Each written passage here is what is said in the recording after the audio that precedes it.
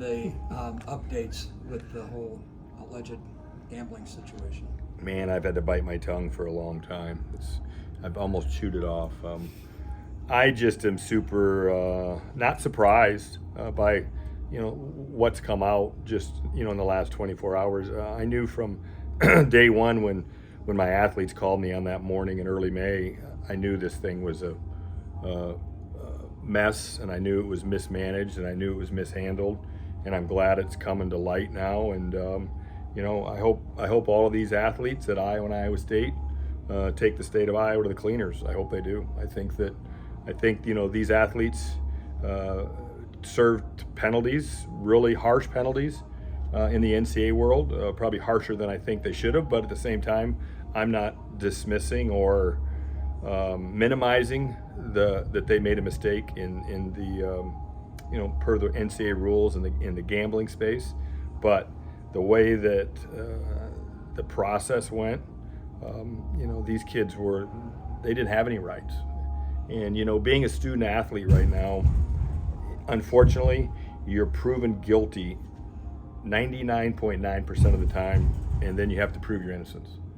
It's really hard to be a Division I athlete right now because you get the book thrown at you right away, and the media starts throwing the book. And the DCI gave the media the ammunition to throw the book. And you just look at some of the stories that came out on Panero Johnson when it first started. I mean, the guy was just wronged in the way that it was handled. And again, they're all going to serve, and they've all served a stiff penalty. I mean, look at the upperclassmen that lost a year. I mean, sure, we want to beat the University of Iowa, but what happened to those seniors at Iowa was not the way things should. They should have not had their careers ended like that. So I'm trying to be really politically correct here, but there's people in Des Moines that need to answer some questions, and if they're going to try to pin it on one guy, I don't know if I believe that. I think more people need to take responsibility for that. But I'm glad that it came to light. I'm glad these kids are going to get some justice, and there's going to be some checks written, probably big checks. How have you helped really Panero through it as he's tried to focus on, training? He talked about being at 157 so he can just focus on being a good wrestler. What's that been like for you? Well, it's been hard. It's been hard on a lot of these families. I mean, there's a lot of people that people don't even know about that were staff people at Iowa State that worked in the athletic department. That were young people in their late 20s that lost their jobs and their careers. So not only do you lose the financial side of things, but the reputation. And in Panero, I mean, it's a good thing Panero's got thick skin and he's been through what he's been through in his life, because there was some dark days for him, And so I know that the attorneys that are involved with Panero are not happy with just what they found out just in the last couple days. So You knew right from day one. I remember talking to you. It was just you and I. Where were we? Sure, Dan or Peyton or we were in Peyton. Peyton, Yeah. that was it. Yeah. Peyton, yeah. You didn't bite your tongue there either. No, but I got slapped down afterwards. I know, I know that. I get slapped down all often. So I was luckily my guy Nick Juice was he was kind to me, but he said, Coach, we got to kind of bring it down a little bit. So. But anyway, my point is, you knew right from the time you and I had that talk. I knew. Right there in the middle of Main Street, whatever that is. You knew. Why?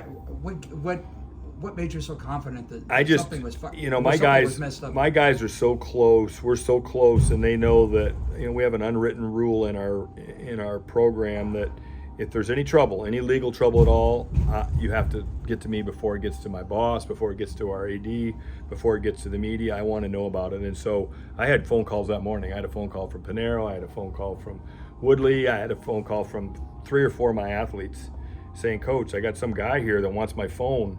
And, he's got some piece of paper that says he can take my phone. And, my advice to them at that time is, well, let's get an attorney. And let's at least find out the process here. And but they didn't. It was bully these kids at 7:00 on a Monday morning and grab their phones, and here we are. So you advised them to get a lawyer. They tried to get a lawyer, but the state still took their phone. Yeah, the phones were taken. Like boom, they didn't get them back for a week. Have they people mention to you what is certainly alleged, that there were warrantless searches done, I mean, from the beginning of this thing? I mean, do people say, hey, I don't know how they would have gotten this stuff, or I don't know if you want to say, but... Well, I think, as things come to light now here, you're seeing how a certain group of people were targeted. And I used the word witch hunt and got in trouble, but it was a targeted list, and it was, I think right now they're trying to pin it on one guy, but I have a hard time thinking that just one guy knew all about all of this, and one guy had the latitude to take this thing as far and as long as it went. I thought that first morning, it's like, why don't we go get an attorney and just figure this thing out right now, instead of again, all of a sudden we're guilty and now we got to back up and prove our innocence almost 9 months later. Now we got to go prove these kids are innocent, and it's looking like they are in some of those fronts. And again, I go back to the same thing. I'm not excusing the gambling. They knew the rules, but we're talking totally different space here, and the rights of kids and jobs and families. Heads need to roll in Des Moines a little bit. To bring it back to wrestling,